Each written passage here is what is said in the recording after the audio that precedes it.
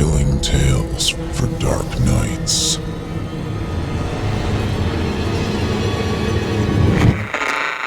Want to make sure you never miss a Chilling Tales for Dark Nights video again? Be sure to subscribe and hit that bell to turn on notifications.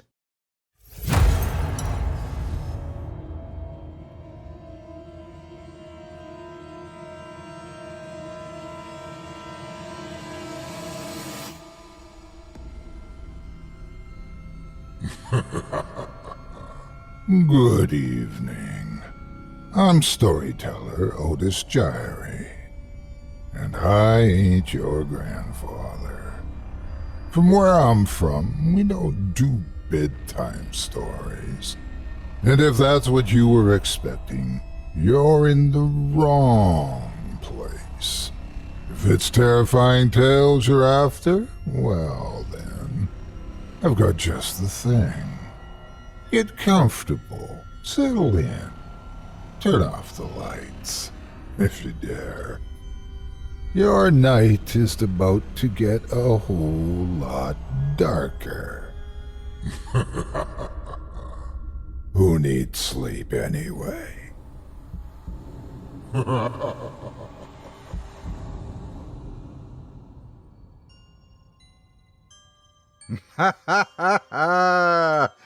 Good evening. You're listening to Scary Stories Told in the Dark.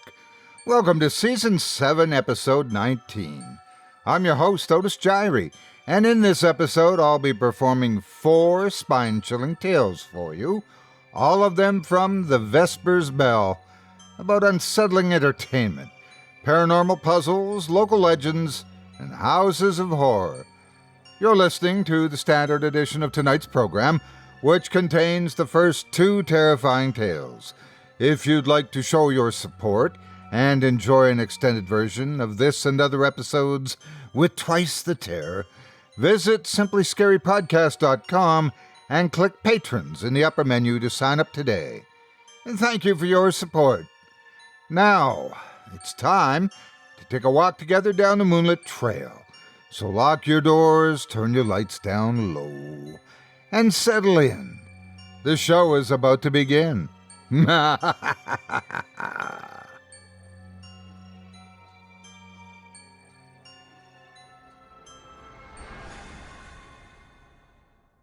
Our first tale tonight, from the VESPER'S Bell, introduces us to a gentleman by the name of Nash, who, down on his luck, picks the absolutely worst house to rob.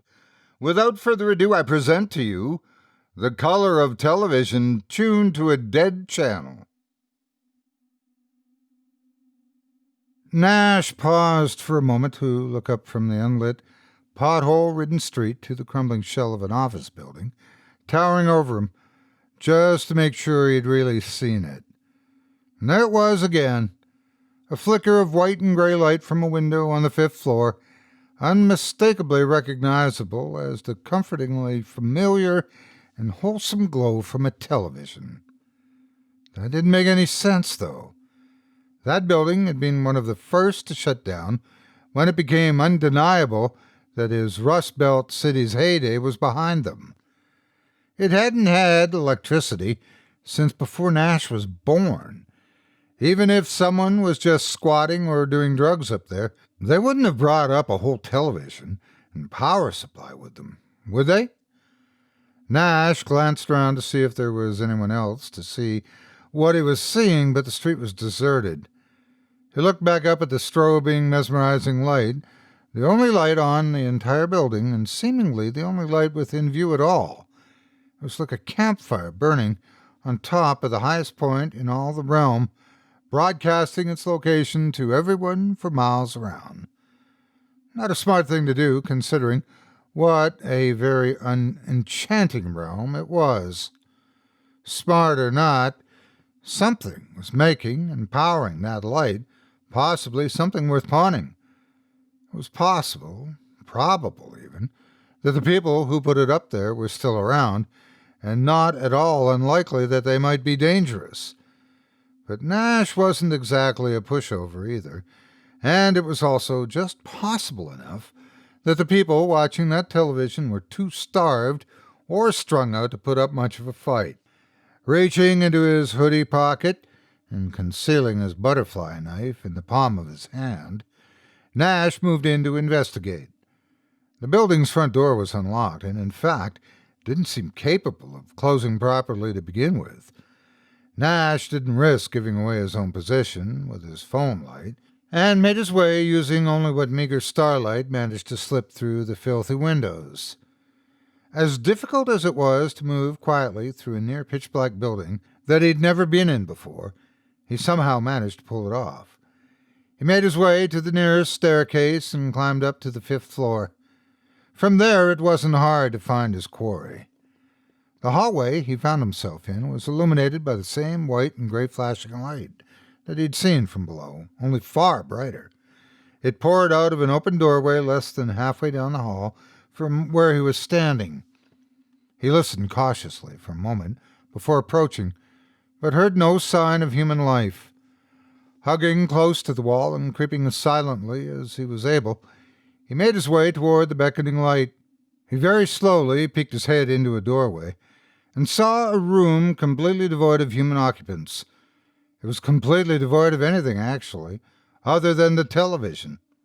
It was a beauty, though, an old-fashioned box set that looked like it was from the 50s, though its apparent name of Inglorious Retrovision, trademark, indicated it may have been a recreation.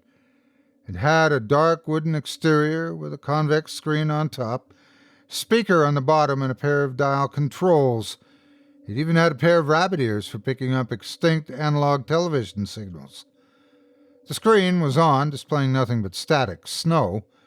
And this was perplexing, however, since the television didn't appear to be plugged into anything. "What in the hell?" Nash murmured as he stood over the antique device, staring down at it in befuddlement. Without warning, the snow flickered for a few seconds before displaying a black and white title card accompanied by the speakers playing dramatic music. Nash took a step back in surprise before actually reading the screen.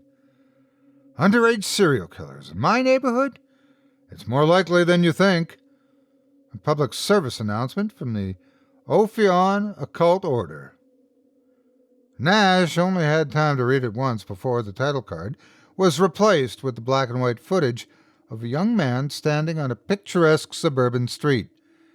He looked to be about 20 years old, with lean, feline features and slicked-back black hair. He wore a dark suit and held a lit cigarette in his hand. "Mothers, fathers, I'd like to speak with the little ones for a moment, if I may," the man said in a soft tone.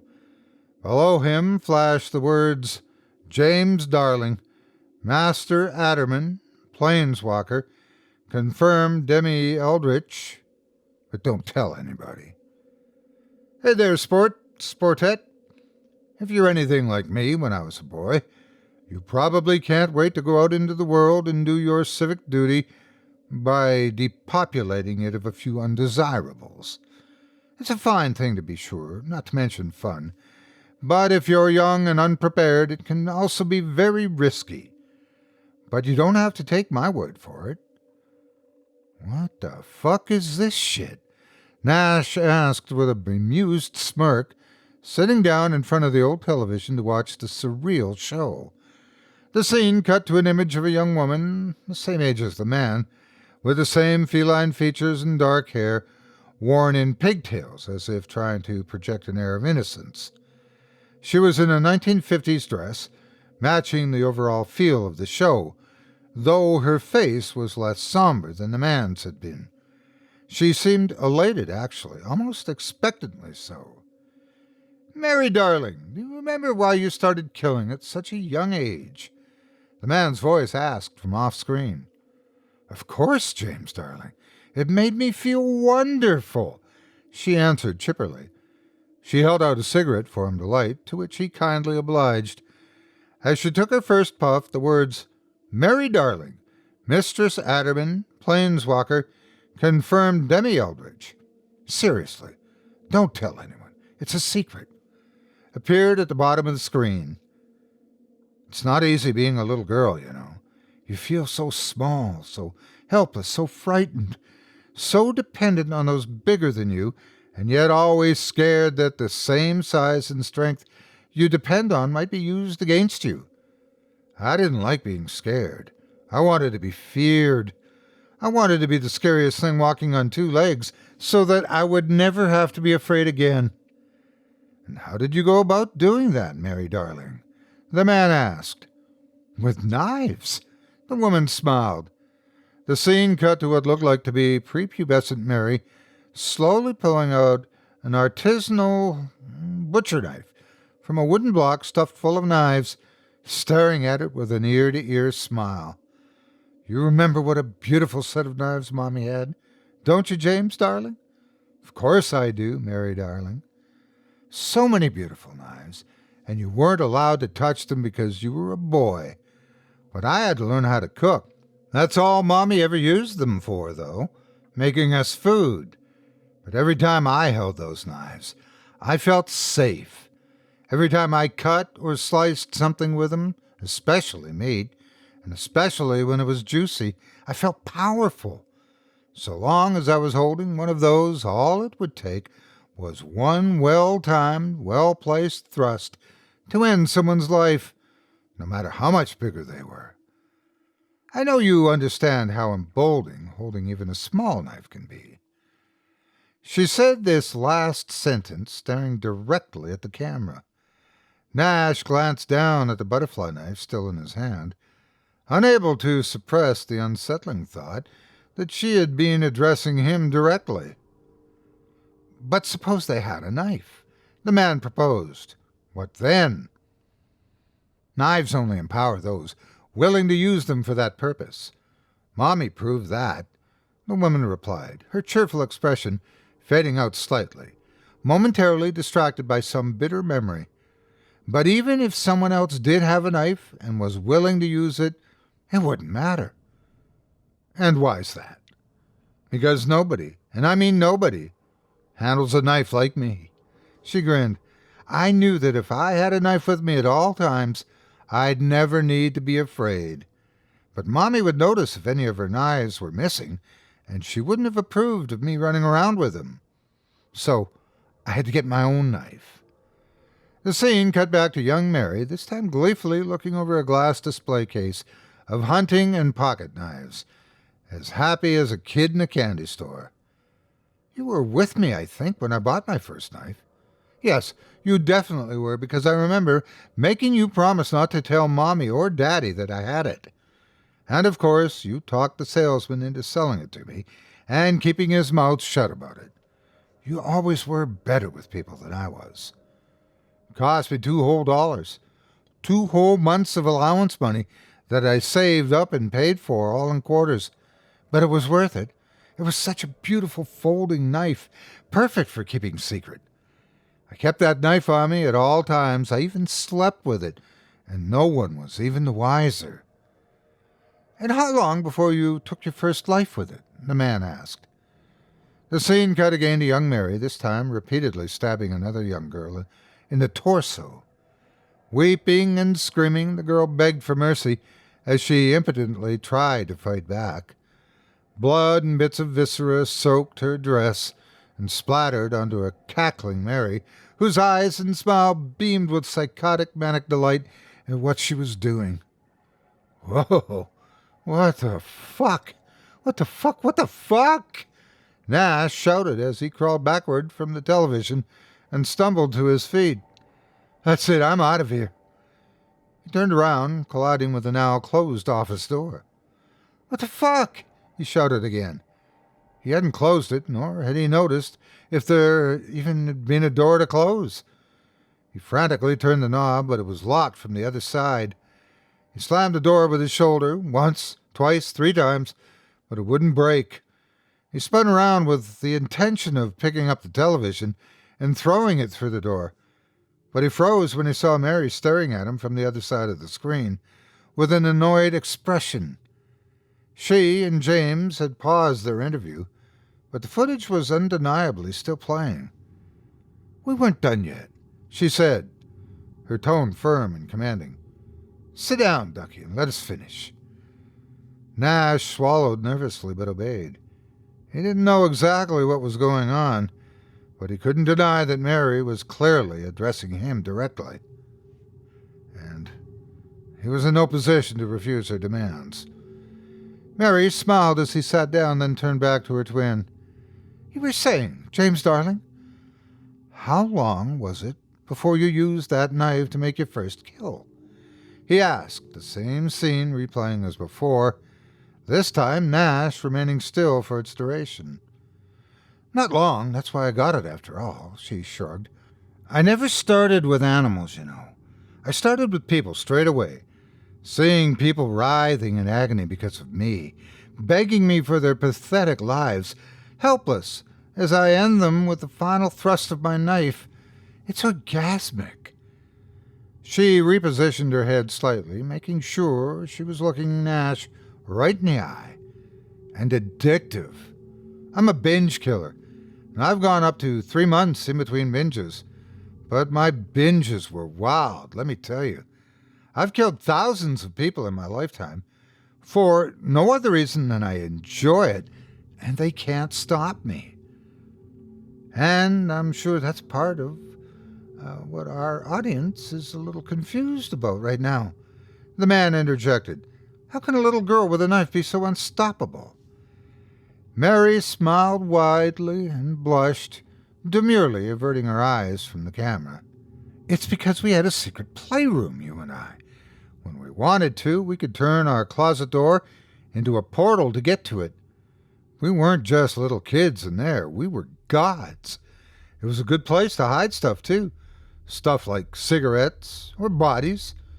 When the timing worked out, we'd lure people over to our house without anyone knowing, show them our playroom, and kill them there. We took who we could get, but we both liked killing girls the best. They just scream better, and back in those days especially, they tended not to fight back much. That's how it was for the first few years, but eventually the high rate of disappearances started attracting some undesirable attention that made us nervous. I didn't want to end up like great Uncle Lawrence. Luckily, that's when you, clever boy, figured out how to change our playroom's portal to any door or hole we wanted, and the world was our oyster. Okay, what? Nash asked, rubbing his eyes that the retrovision seemed to be putting an unusual amount of strain on. I thought I walked in on some sort of snuff film, but now you're babbling about portals and pocket dimensions? I don't get it. What do you people want with me? It seems we have our first audience question, Mary darling. James said, How would you like to answer it? Mary again made direct eye contact with Nash, a wickedly eager grin spreading across her face. With a demonstration, she beamed. Without warning, she lunged forward, passing through the screen like it wasn't there. She grabbed Nash by the wrists, and before he could offer even a token display of resistance, she pulled him through the screen and onto the other side. There was no color there, on that side of the screen. All was black and white, but Nash was so confounded by what had just happened, he scarcely noticed. He took in his surroundings in a confused, frantic blur, trying to make sense of it. Above him, the entirety of the sky was overcast, with the same static snow he had first seen on the retrovision screen. Only now the ever-shifting black and white dots formed the most unsettling and repugnant patterns if he gazed at them for any length of time. Around him was a neighborhood of identical houses with identical lawns and identical fences, either as a satire of the monotony of suburban planning, or just a genuine lack of creativity on the part of its designers. Nash sincerely hoped it was the latter. Over him stood the darlings, James and Mary, looking exactly as they had on screen, cigarettes in their hand and a predatory sparkle in their eyes. "Stay back! Stay back!" Nash screamed as he wildly waved his butterfly knife through the air. The twins exchanged smug glances at one another. "Do you want to take this one, James, darling?" Mary asked politely. "I did make a bit of a pig out of myself. on the last hunt. Already forgiven, Mary darling, James assured her. Besides, we've been the star of this little document of ours so far. It would be a terrible creative decision to shift focus now. Mary smiled, sharply turning her head towards Nash, her gaze steely and shark-like. You call that a knife? She asked quietly. This is a knife. She pulled out a 10-inch butcher knife with a clip point from the sash of her dress. With a well-honed aim, she threw the knife, impaling the palm of Nash's right hand with it.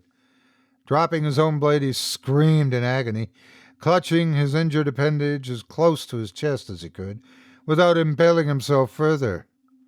You're welcome, Mary said. She held out her right hand, and the fallen butterfly knife flew into it as if her possession of the blade was an inviolable law of physics in this world. Remember what I said about knives only empowering those who are willing to use them for that purpose? You've got a knife now, a proper knife. So if you can't use it to protect yourself, that's your own fault. You fucking psycho bitch! Nash wailed, crimson blood dripping onto the monocolor ground below him. Mary took a deep inhalation, savoring the scent of it. Oh, so beautiful. Too beautiful not to show in all its glorious technicolor, she mused. You've got two options here, Rambo. Fight or flight. If you pick flight, I'll give you a head start of 30 Mississippis, starting now. 1 Mississippi, 2 Mississippi, 3 Mississippi. With a sharp cry, Nash pulled the butcher knife free of his hand, letting it fall to the ground as he tried to stem the flow of blood. Mary was still counting, her voice taking on a notable tone of irritation at Nash's casual disregard for such a lovely knife. He wanted to punch her, to beat her into a bloody stain on the pavement. He really did, but some primal instinct told him that Mary was not wholly human, and that his best chance for survival was to run and hide. So he did, leaving the only weapon he had behind.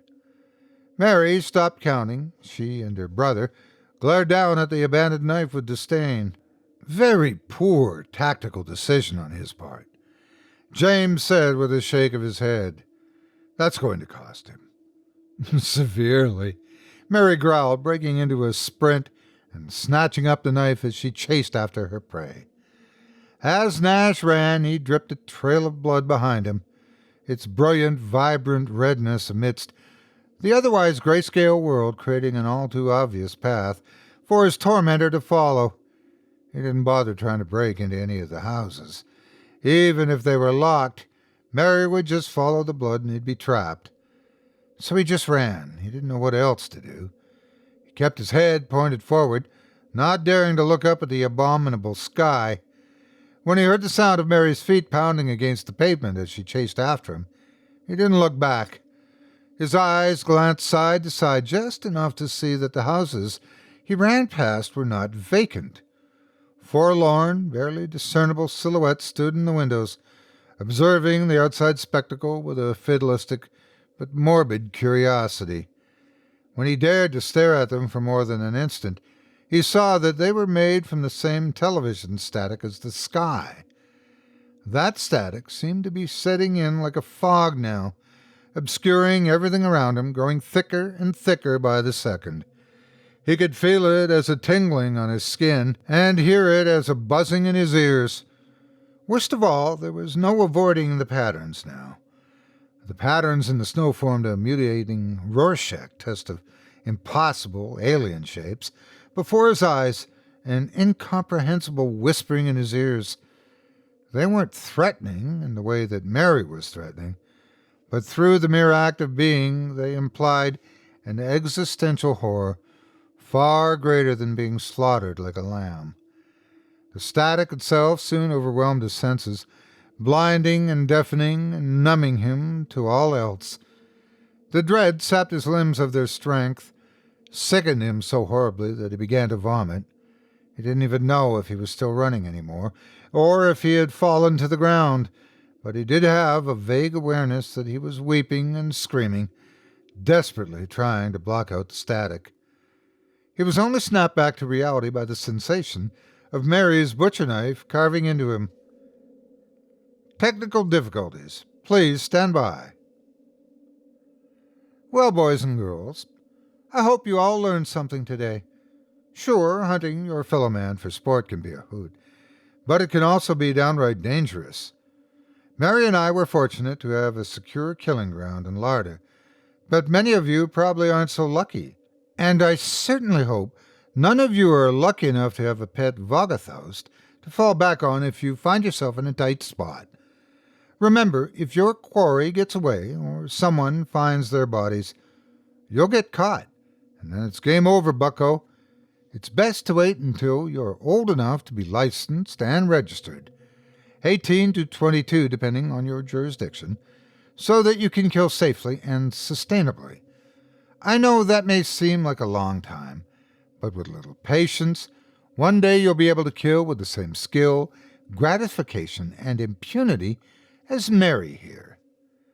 Mary laid naked upon the ground, at some point in her frenzy, having discarded her dress and taken the opportunity to bathe in Nash's blood. Nearly every inch of her was crimson now, her body the only patch of color amidst the gray that surrounded her. Her chest rose and fell as she panted heavily, her belly gorged with her favorite cuts of meat. The shredded remains of Nash's body were strewn about her in a haphazard manner, Mary having done to his flesh what the thing in the static, the Vogathost, had done to his mind. She slowly raised the knife to her mouth and licked it clean, ruby rivulets dripping down her throat as she savored every last instance of her kill. Stay sanguine, America. Good night. James knelt down to his sister and extended a sweet martini garnished with a maraschino cherry. Thank you, James, darling, she said as she accepted the refreshment. Sorry about the mess. Should we clean it up before the next take? Let's leave it in. An Easter egg for the more eagle-eyed viewers, like the Munchkin hanging himself in The Wizard of Oz. James smirked as he sipped an old-fashioned cocktail. Oh, looks like the Retrovision's got another bite. Is our leading lady ready for an encore? Can I do the whole interview like this, but just act like it's completely normal? She asked, excitedly, pulling the cherry off of its skewer with her teeth. It'll freak them out so much. A slow and sadistic grin spread across James' face. His naked, blood-spattered sister on the black and white Retrovision was the most salacious idea they had in a while. I think a little splash of color is exactly what this production needs.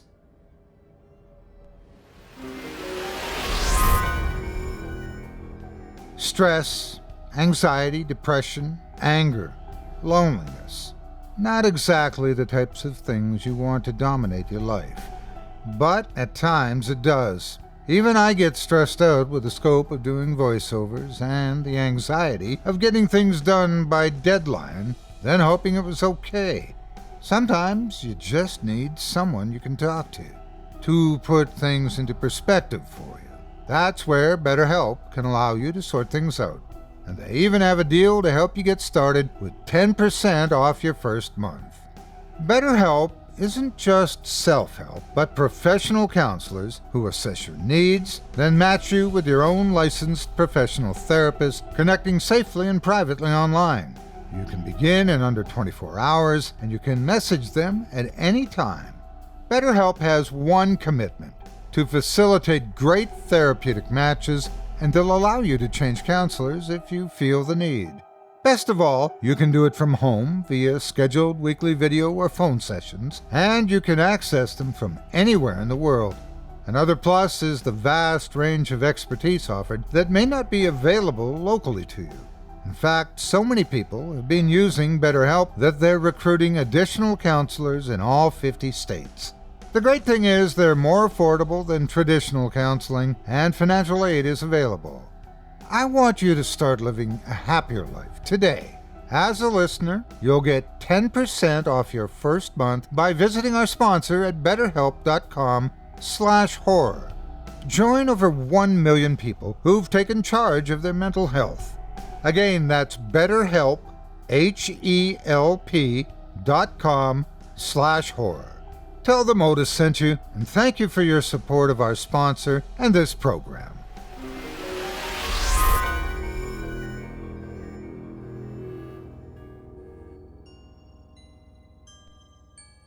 I hope you enjoyed The Color of Television, tuned to a dead channel, as written by the Vespers Bell and performed by yours truly. If you enjoyed that first tale and would love to read and hear more from tonight's very talented feature author, you can help support him by picking up a copy of his latest book, a collection of 24 incredible stories entitled The Heroic Chronicles Volume 1, available now on Amazon. Visit simplyscarypodcast.com/Vesper. That's simplyscarypodcast.com/Vesper, spelled VESPER, and you'll be redirected to the author's profile on our horror fiction website, Creepypastastories.com, where you can learn more about this talented gentleman or connect with him via his official subreddit and find a convenient link to Amazon where you can buy his book today. As an Amazon associate, a portion of your purchase made via clicking that link, by the way, comes back to us to help support this show as well as the author. The Heroic Chronicles Volume 1 was just released this past October and features 24 of Vesper Bell's best works, including his critically acclaimed 7-part series, Hallowed Ground. In the more than 400 pages worth of content in the book, you'll explore the bizarre and the unbelievable, recounting more paranormal and petrifying adventures from the borders of Heroic County and beyond. From serial killer siblings to cerebrospinal psychopaths to unseen specters spun from the primeval darkness itself. You won't regret getting a copy today. Purchase your copy of the Heroic Chronicles today at simplyscarypodcast.com/Vesper and click Amazon or the image of the book's cover further down the page. You won't be sorry you did. And when you do, be sure to leave a 5-star review and a kind word, and let the author know you heard about him here on this show. Thanks again for your support of this show and of tonight's featured author. Up next, we've got a second tale of terror for you, courtesy, once again, of the Vespers Bell. In it, we'll meet Charisse, a young woman who's found herself trapped in a strange place. Will she find a way out before it's too late? Only time will tell. Stay tuned. Without further ado, I present to you The Worst Thing in the World. Charisse's high-heeled boots clicked more heavily than usual against the marble tile of the Avalon View Luxury Apartments lobby, as she was weighted down by several bags of groceries. She wasn't accustomed to doing her own food shopping, but the service she normally used had recently been prioritizing clients who were either housebound or immunocompromised, leaving her high and dry. Ordering online proved hit and miss at best, and eventually she accepted that if she wanted her groceries on time and to order, she'd have to do it herself. Unfortunately, that didn't work out either. The long lines at both the entrance and the cashiers kept her well behind schedule, and the various supply shortages and rationing left her shopping list once again incomplete. By the time she got back to her building, she was exhausted and frustrated, and sorely hoped that the earlier maintenance to the elevators had been finished so she wouldn't have to drag her meager yet hard-won haul up 7 flights of stairs. Across the lobby, she spotted a single elevator with its doors open to a golden Art Deco interior, a surprising upgrade from the faux wood paneling it had before. Standing at its threshold was a smiling, handsome young man, dressed in a deep crimson uniform with gold accents. He looked like a doorman or bellhop straight out of the 1920s, the only visible anachronism being a face shield clipped to the brim of his cap. He waved her over with a hand clad in an immaculate white glove, assuring her that the elevator was fully operational. "Evening, ma'am. Needing a lift? I'm James, and I'll be your lift attendant today," he greeted cheerfully. "Lift attendant?" Charisse asked with a bemused smirk. "Yes, ma'am. Mr. Chamberlain is employing us at all his properties now," James explained. "We eliminate public contact with the controls and enforce physical distancing while adding a bit of old-fashioned class and personal service to the experience. If you'll kindly take your place in one of the marked corners, ma'am, I can have you upstairs in a jiffy." Charisse stepped into the elevator, noting with no small amount of delight that it was illuminated by a miniature chandelier. 3 of its corners were each marked with unusually ornate silver decals, politely indicating where passengers should stand to maintain a safe distance from each other. "8th floor, please, James," she instructed as she set her bags down on the floor around her. He took his place next to an elaborate brass control box covered with switches and dials and indicator lights, with a large lever sitting on top. He flipped a few switches and turned a few knobs, and when he finally seemed satisfied, he pushed a button to close the doors. "Going up," he announced, pushing the lever forward and initiating a smooth ascent. "That's quite a contraption," Charisse commented, eyeing it with a hint of derision. "What's it need to be so complicated for?" "It's a bit of kludge, ma'am. Tech from different eras all cobbled together, but he gets the job done," James replied while keeping his gaze focused intently on the readouts, the blinking indicator lights dimly illuminating his unblinking eyes. "And here we are. Would you like some assistance carrying your bags to your suite?" Nowhere in the elevator did it actually say they were on the 8th floor, but when the door slid open, the hallway looked as familiar as ever, so she decided to trust his judgment. "Not tonight, James, thank you. Perhaps another time when I'm better prepared to receive company." She smiled subtly, picking up her bags and heading into the hall. "I look forward to seeing you around the building, young man." "The feeling's mutual, ma'am. You have yourself a fantastic evening." He beamed, tipping his hat as the door slid shut. Charisse rounded the corner and set the bags down again by what she thought was her door as she inserted her keys into the lock, only for the door to stubbornly refuse to open. She frowned, pulling out the key to make sure it was the correct one. When she saw that it was, she tried again, only for the door to remain locked. Had James dropped her off on the wrong floor after all? Her first thought was to check the room number, only to see that the small bronze placard beneath the peephole was completely blank. She furrowed her brow in confusion, turning her head to check the door across the hall. It, too, bore a completely blank placard. It didn't make any sense. She wondered if it was some sort of maintenance error or perhaps some petty spree of vandalism. But if her apartment key wouldn't work, that meant that she was either on the wrong floor or that the superintendent had changed the lock.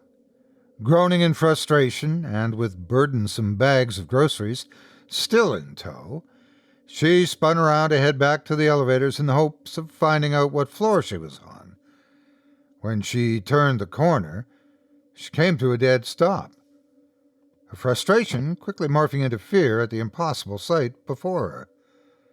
Where the elevator lobby should have been, there was instead another hallway, a perfect duplicate of the hallway she'd just come from, and a hallway that by all logic shouldn't have existed. Even if she was on the wrong floor, the hall would have been stretching out onto Paladin Street, and elevators couldn't just disappear. Setting her groceries on the ground, she sprinted off down the hall to see what was on the other end. "Hello? Is anyone here? I think I'm lost," she shouted as she ran, knocking on doors as she went. Not only did she receive no response, but every room she went by was deathly quiet. She could hear no voices or electronic media or humming appliances in any of them, as if they were all completely vacant. When she reached the intersection at the end, what she found was another identical hallway, with the same number of apartments with no address numbers on their doors. At the end of that was another hallway, and another, and another. And then she realized she hadn't yet returned to her groceries. The halls all joined at 90-degree angles, so logically, there could only be 4. But logically, the dimensions and location of the building wouldn't permit such a layout in the first place. She immediately began to backtrack, and sure enough, once she had gone back 5 halls, she found her groceries sitting exactly where she left them.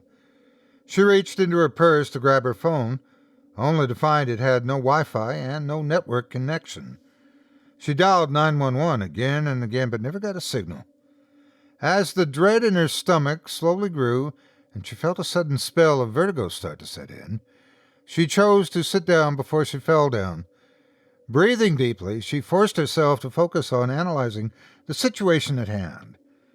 Somehow, she had stumbled into a series of hallways with no windows or exits, no connection to the outside world, and whose physical dimensions didn't appear to conform to her understanding of reality. It seemed surreal, and yet she was certain she wasn't dreaming. If nothing else, the fact the groceries remained where she had placed them proved this place obeyed some kind of internal consistency. She did her best to stay calm, reminding herself that she had supplies and thus plenty of time to figure something out. Standing up and taking a Sharpie out of her purse, she marked an X on the wall just above where she set her groceries. Taking off her heels and picking up a bag of groceries to take with her, she set off to map the hall system, numbering each intersection and pointing her way back to her base. After an hour, she had numbered her 100th hallway. In each hall, she would shout at least once and try at least one random door to see if it opened. No one ever answered, no door ever budged. No matter how far she went, she never came back upon any of the markings she had left, assuring her that in spite of their immaculate monotony, each hallway was unique. Each was unique yet identical unless you did something to change it, and devoid of anything that could be of any potential use to her. This was disheartening, as she had hoped to come across a fire extinguisher or any other blunt, heavy object that she might use to bludgeon the doors or walls with. She was considering accessing water through one of the pipes in the wall, but so far the labyrinth had given no sign that it even held running water. In the full hour she had been wandering the hallways, she heard no noise other than those she made herself. No pipes, no air vents, nothing. Silence was starting to get to her. She couldn't remember being anywhere that was so still for so long. It was horrid enough being lost in an impossibly distorted version of her own apartment building, but feeling like she was the only living thing in such a seemingly vast space was unnerving, to say the least. Accepting that she wouldn't find anything, no matter how far she trekked on for, she relieved herself on the carpet and then headed back to her base camp. When she got back to the apartment, which she had first mistaken as her own, she took a large can of tomato sauce from her groceries and tried to knock the door handle off with it. The can dented and deformed and eventually broke open, spilling all over her hands and the floor, but the door handle didn't show so much as a scuff. Whatever this place was, it seemed its matter was every bit as unearthly as its space was. Seemingly infinite and indestructible, there was no conceivable means of escape. Cleaning off her hands as best she could with the materials she had, she moved her base camp down far enough so that she couldn't smell the tomato sauce, even though she could still smell it on herself, and did her best to sleep on the floor. As she struggled to fall asleep, she gave some thought to what could actually be happening to her. It all seemed real, even if it was impossible, and dreams were usually far less coherent and consistent than this place was. But if it was real, that meant that she wasn't anywhere in her reality. The phrase non-Euclidean geometry popped into her head as a, technically inaccurate, descriptor for spaces that didn't conform to known geometric models. It At first, she didn't understand how she could have just waltzed into a non-Euclidean space, but quickly remembered the newly remodeled elevator, its peculiar control box, and James. She'd completely forgotten about that until now, the strangeness and desperation of her situation having been quite a distraction. But now that she thought about it, it couldn't have been a coincidence. It still sounded crazy, though. Someone converting her apartment building's elevator into some sort of space-bending contraption just to dump her into endlessly repeating halls? There seemed no point to it all. Eventually, she did fall asleep, and when she woke up, nothing had changed. Her phone was her only means of knowing any time had passed at all. She morbidly wondered if she could conserve the battery long enough for her to die of thirst. After eating some of her perishable groceries, she set off to explore in the opposite direction as she had the following day. Again, she numbered each hallway. 100, 200, 300, 4. Somewhere around 500, the combination of exhaustion, hopelessness, and lack of sensory stimulation took their toll, and she broke out into a frenzy of screaming and banging on doors as she ran through the halls, eventually collapsing into a sobbing mess. She stayed like that for a while, unsure of what else to do, until the unbearable silence was finally broken by the sound of faint music. Perking up her head, she had to strain to hear it, but it was there. It sounded like it was coming through a door around the corner. "Hey! Hey!" she shouted, leaping to her feet and breaking into a desperate sprint. As she drew closer, she could recognize the music as Frank Sinatra singing "That's Life" on vinyl. When she rounded the corner, it was apparent the music was coming from the door at the end of the hall. She ran towards it with such fervor she nearly crashed into it. Unlike all the other thousands of doors she had walked past over the last few hours, this door had a number on its placard. Room 101, to be exact. It was further differentiated by a shiny brass door knocker with "The Darlings" engraved upon it. "Hello, hello! Is anyone in there? I need help!" Charisse pleaded as she banged on the knocker with her right hand and pounded on the door with her left.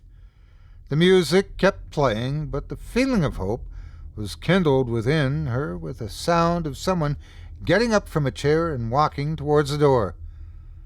She heard a deadbolt click. Then the door opened as far as the chain lock would allow for.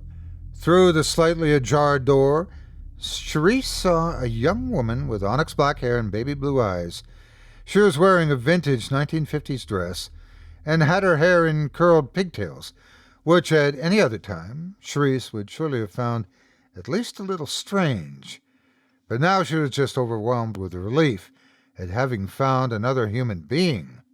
"What's going on out here?" the young woman asked, her tone one of timid confusion. "Oh my God, thank you so much." Charisse sobbed, her voice cracking as she did so. "I've been trapped in these hallways since last night. They've been just going on forever, and none of the doors will open, and you're the only other person I've found since I got here." "Okay," the young woman said, her voice filled with uncertainty. "I'm going to let you in so that you can calm down, and we'll try to work out what's going on, all right?" "Yes, whatever you want. Thank you, thank you, thank you." Charisse agreed eagerly. The woman obviously didn't believe her story, which was fine with her. At the moment, she was no longer sure she hadn't just had some kind of psychotic breakdown. The door closed just enough for the woman to unlock it, then open it fully. "I'm Mary, by the way." She introduced herself as she led Charisse to the sofa. "Charisse," she answered as she sat down. "All right, Charisse, I'm just going to make a phone call, then I'll get you some tea and we can talk. How's that sound?" Mary smiled. "Oh, lovely, thank you." Charisse nodded. Mary walked across the room, and Charisse heard the unmistakable sound of a rotary phone being dialed. She was surprised that someone who looked to be right in the gray zone between millennial and zoomer would even know how to operate such a device, let alone own one. When she combined the oddity with Mary's dress, the decor of the room, and Frank Sinatra still singing away, on what was obviously a genuine 1950s record player. Panic began to rise again in Charisse as an odd thought entered her mind. A crazy thought, but no crazier than being trapped in an endlessly repeating set of halls. She began frantically looking around the room for anything modern or something with a date on it. She spied a 50s-style pinup calendar on the back of the door, which, to her great relief, clearly said 2020 right next to the month. She sighed at the realization that this girl was just very dedicated to her decorating theme. For extra confirmation, she pulled out her phone to see if she could finally get a signal, and sure enough, there was a notification alerting her to the fact that password-encrypted Wi-Fi was available. There was no cell signal still, however, and that was definitely strange. She couldn't remember ever not having any reception in the building before. She glanced toward the open balcony doors to check on the weather for some possible explanation, which is when another unsettling realization struck her. The room number had been 101, and yet they clearly weren't on the ground floor. "Hello, darling. Yes, of course, it's Mary. How many other girls have this phone number?"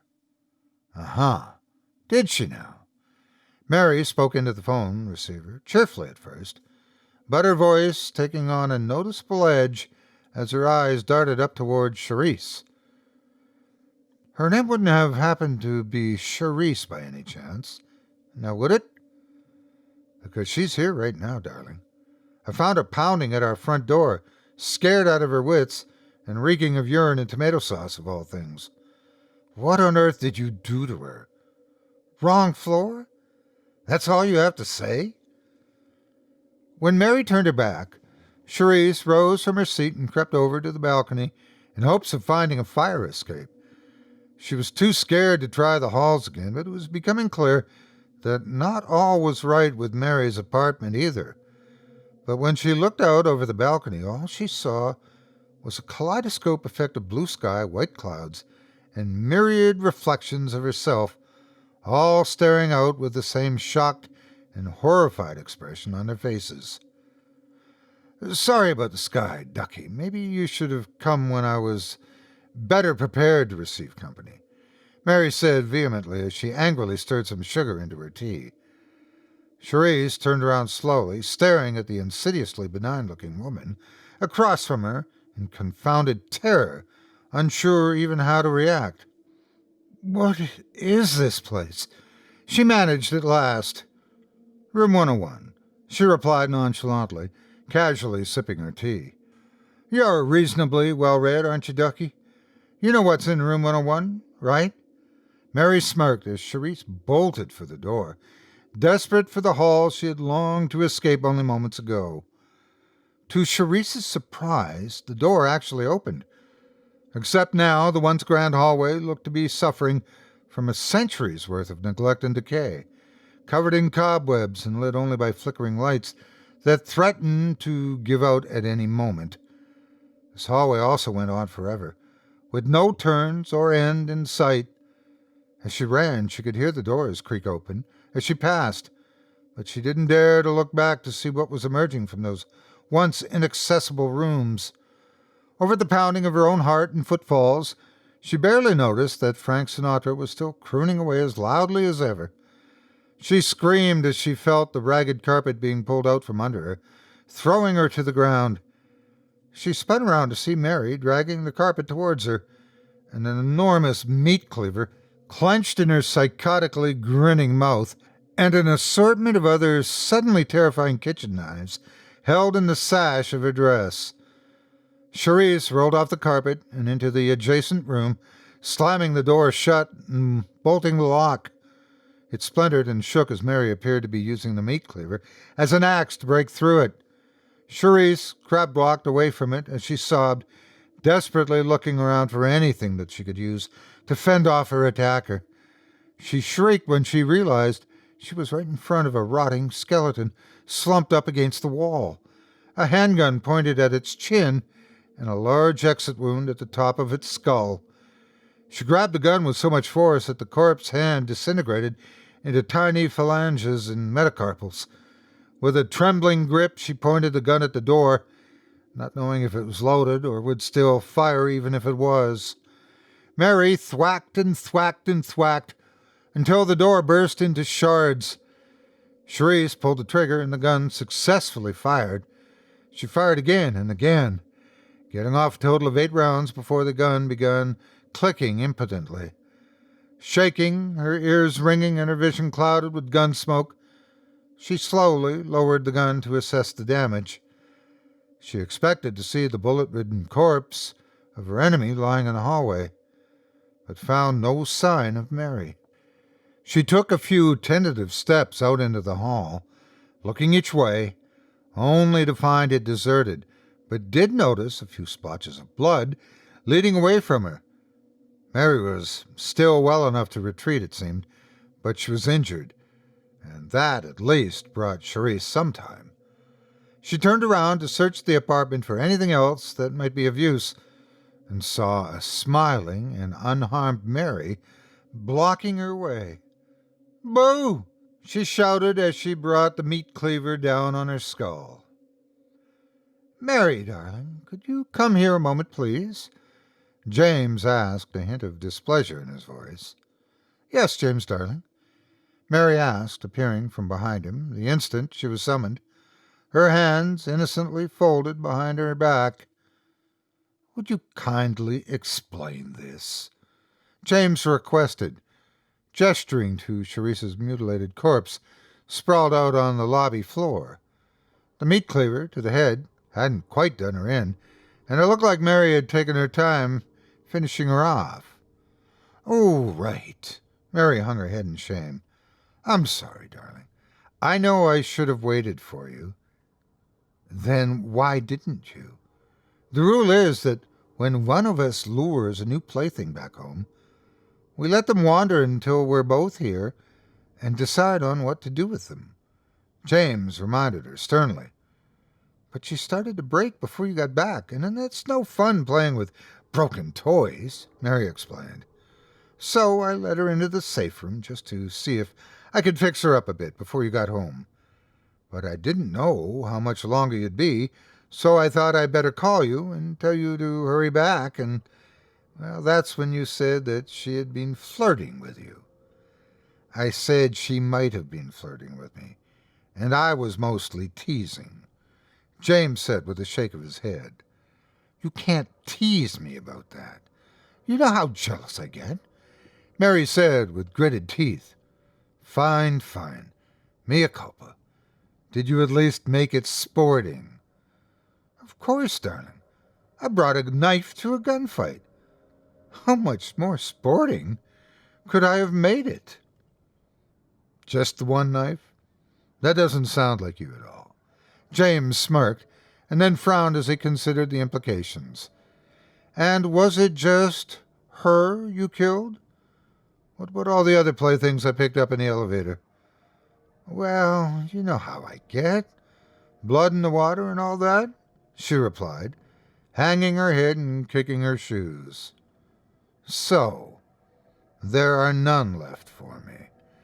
James asked as he threw his hands up in exasperation. "Mary, darling, if I didn't know you any better, sometimes I'd swear you were a complete sociopath."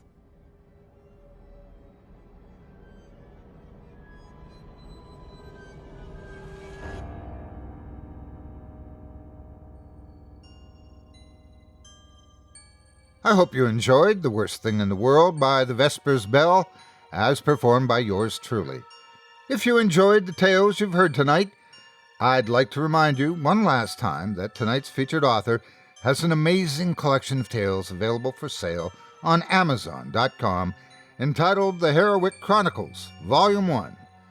The book contains more fantastic tales just like those you've heard tonight, with over 400 pages and 24 stories to whet your appetite for terror. You won't want to miss it, and you don't have to. Pick up your copy of The Heroic Chronicles by the Vespers Bell today from Amazon in either the paperback or Kindle editions. Just visit simplyscarypodcast.com/thevesper, spelled VESPER, Once more, that's simplyscarypodcast.com/Vesper, and you'll be redirected to our horror fiction website and the author's profile there, where you'll find a link to his Amazon page and the book itself, as well as ways to connect with him and send him a kind word. If you decide to give the Vespers Bell book a read, please consider leaving him a quality review and a kind word, and be sure to let him know you heard about him right here on this program and that Otis Jiry sent you. It would mean a lot to me. Thanks again for your support of this show and of tonight's featured author. Now, before we go, I would like to also take a moment to thank you personally for joining me for this episode of Scary Stories Told in the Dark. If you enjoyed what you've heard on today's program, please take a moment to stop by our iTunes page or wherever else you listen to your favorite podcasts and leave us a 5-star review and a kind word. It makes a huge difference and would mean a lot to us. If you'd like to hear a premium extended edition of tonight's and all of our other episodes featuring Twice the Terror, visit simplyscarypodcast.com today and click the Patrons link in the menu at the top of the screen. You'll find yourself at chillingtalesfordarknights.com, where you can purchase season passes for this podcast and our other quality storytelling programs, or become a patron for as little as $5 per month and get access to our entire audio archive dating back to 2012, all of it ad-free. If you happen to use Facebook, Twitter, Instagram, or YouTube, you can follow and subscribe to Chilling Tales for Dark Nights there, where you'll get all of our latest updates and new releases and have the chance to interact with us each and every week. You can subscribe to me on YouTube as well at the Otis Jiry channel, where you'll find releases of my series, Horror Story Time, dating back to 2014. And you can find me on Facebook, Twitter, and Instagram too. Just search for Otis Jiry. Until next week, stay spooky and get some sleep, if you can.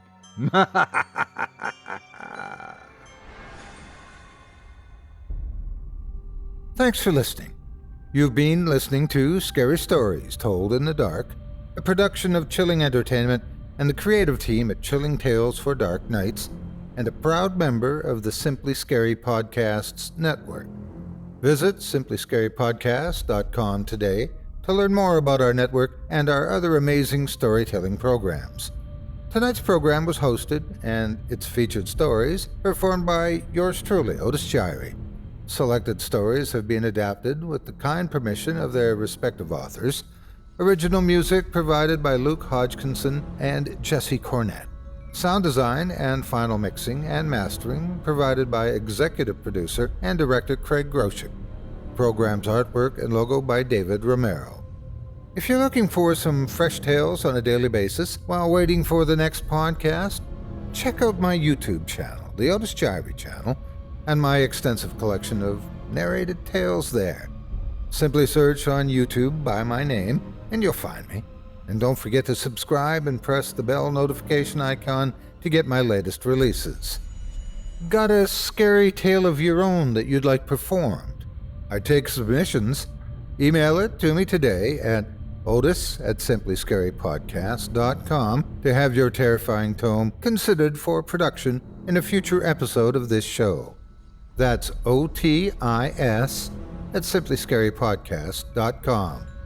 If you've enjoyed what you heard on tonight's program and are joining us on your favorite podcast app, subscribe to us to be sure you never miss an episode, and leave a 5-star review and a comment. Your feedback means a lot to me. You can also follow Chilling Tales for Dark Nights and yours truly on Facebook to connect anytime and get the latest updates on this and other programs and my channel. If you're listening on the Chilling Tales for Dark Nights YouTube channel, do us a favor and hit the subscribe button and the bell notification icon for ctfdn as well to get more spooky tales from me and the crew and another episode of this program each and every Wednesday. And don't forget to hit that thumbs up button to tell us how we're doing and leave a kind word or a request. And don't forget to visit us at chillingtalesfordarknights.com and consider supporting the team by becoming a patron. In addition to helping us out, You'll get exclusive access to our audio archive and ad-free downloads of all your favorite stories, including those you've heard on this program. As for me, I'll be back next Wednesday with more terrifying tales to keep you up all night. But that's all right. Who needs sleep anyway?